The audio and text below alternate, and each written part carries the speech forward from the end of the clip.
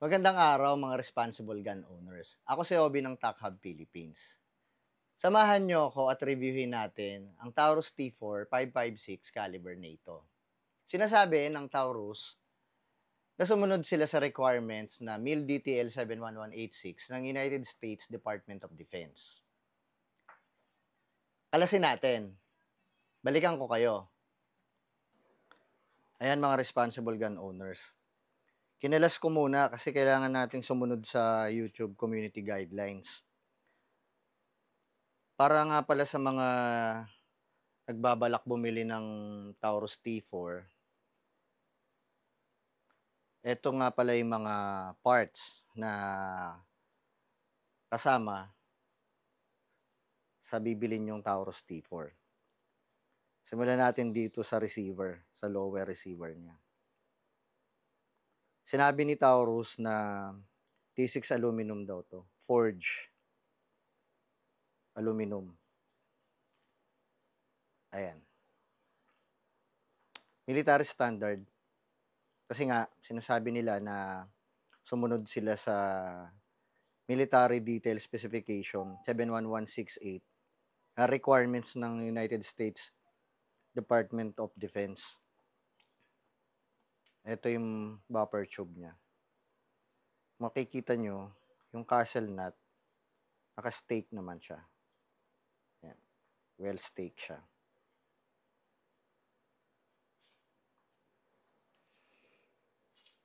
Yung buffer spring niya at buffer niya ay H2. Ito yung buffer spring. Ito yung buffer niya, H2. Na may 130 grams weight. H2 buffer. Aluminum yung charging handle. Military standard. Pwede nyo naman palitan to.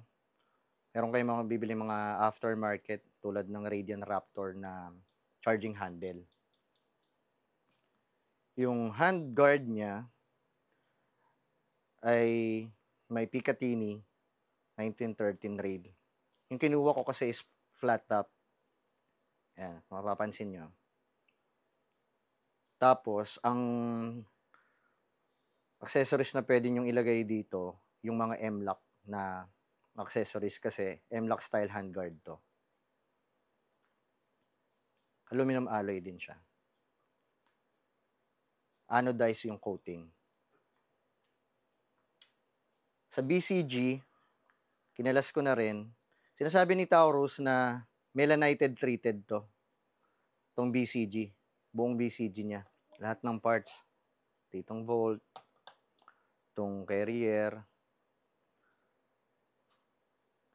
itong cam, melanited treated daw to. Siya nga pala, ang melanite ay hindi siya coating. Isa siyang treatment na ginagawa sa mga steel para mas lalo siyang tumibay at hindi kalawangin.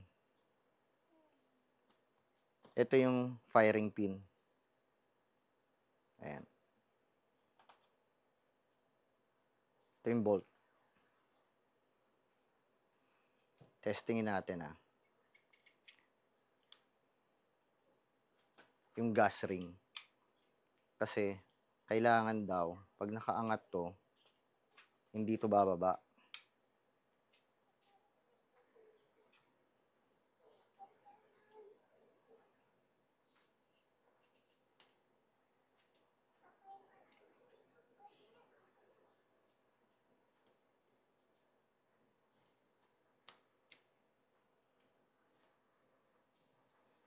Ayan, hindi siya dapat bababa dun sa sarili niyang weight. Kapag to, tinayo mo siyang ganyan, tas bumaba siyang ganon, ibig sabihin, may problema yung gas ring.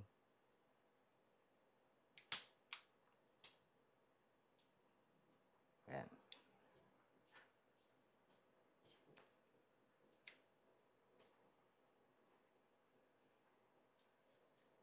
Okay. Ito nga pala yung kanyang trigger assembly. Mil-spec din, military standard. Steel. Okay naman yung makikita niyo yung spring niya. Maganda pa, oh, pagkakalapat. Ganyan kasi talaga yung sakto or yung tamang position ng spring. Hindi yung medyo naka-bend na ganyan. Kapag medyo naka-bend ng ganyan yung spring, medyo bawas na yung spring power. Hihina na yung palo ng hammer.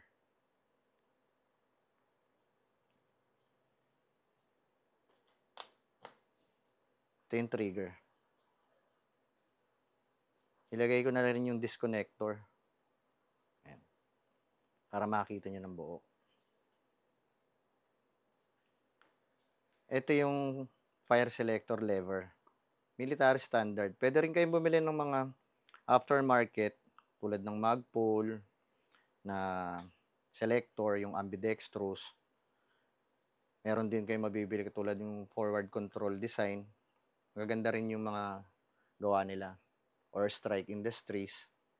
Yan. Ito yung detent niya para dun sa fire selector. Ito yung spring ng detent. Punta naman tayo sa barrel. Tsaka dun sa upper receiver. Military specs din siya. Aluminum. T6 aluminum. Forge. Yan. Dahil nga sa flat top to, meron din siyang Picatinny rail. 1913 Picatinny rail. At meron siyang forward assist. Yung dust cover niya, military standard din. Low profile yung gas block kasi para dun sa handrail na flat top. Ang flash hider nito A2 style. Yung merong 5 slot. Ayan o. Sinasabi ni Taurus dito na melanited treated din daw to. Tong barrel. CMB or chromoly vanadium barrel. Kasi nga yung mga unang labas ng M4 or M16, yung mga bakal na ginamit sa barrel, 4140 alloy. Dahil ni-require na ng US government na kung sino mang manufacturer ang gagawa ng barrel for military standard, ni-require nila yung 4150 CMB, chromoly vanadium barrel. Mas matigas siya, mas matibay. And ang kagandahan dito sa T4, melanited treated. Sinasabi na kapag ang bakal ay na melanite treatment, nag-i-increase yung strength niya, yung tensile strength. At mas tumatagal siya na hindi kinakalawang. Anti-rust din siya. Ito yung gas tube niya.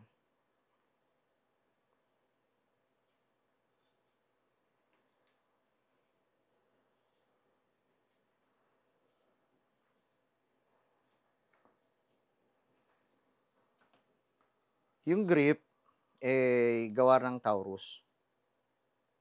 Pwede kayong bumili ng mga aftermarket na grip tulad ng Fab Defense or yung Magpul.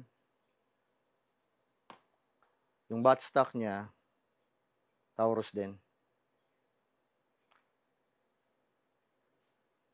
Pero pag sa US daw kayo bumili or yung issue sa US, yung mga binebenta sa US market, ang model is T4SA. Ang mga kasamang accessories, katulad ng buttstock tsaka ng grip, gawa ng Magpul. Magpul CTR sa buttstock, Mo grip, yung Magpul original equipment grip. Ayan mga responsible gun owners. Para dun sa mga nagbabalak bumili ng Taurus T4, military standard, sana makatulong sa inyo yung konting idea sa mga parts na nilagay ni Taurus dito sa firearms na to. M4 type na rifle. Maraming salamat nga pala sa panonood. Huwag niyong kalimutan ang mag-like at mag-subscribe para ma-update kayo sa mga bagong videos.